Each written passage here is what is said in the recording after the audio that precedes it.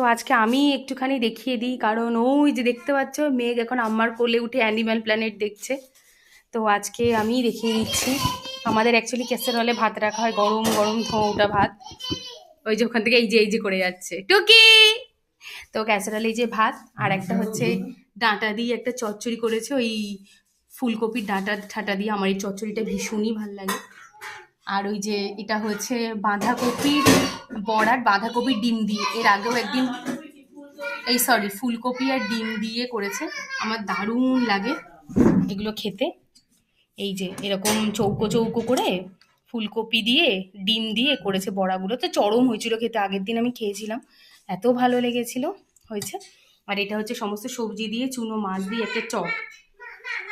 আর এইটা হচ্ছে স্পেশাল, এইটা হচ্ছে তনুমণি সে আগের দিন ফুলকপি, চিলি ফুলকপি দিয়ে গেছিল, তোমাদের তো দেখিয়েছিলাম। এত ভালো লেগেছিল মার কাছে বলাতে, মা কিন্তু আজকে আমাকে করে দিয়েছে। তো চলো ভাত খেয়ে নিই।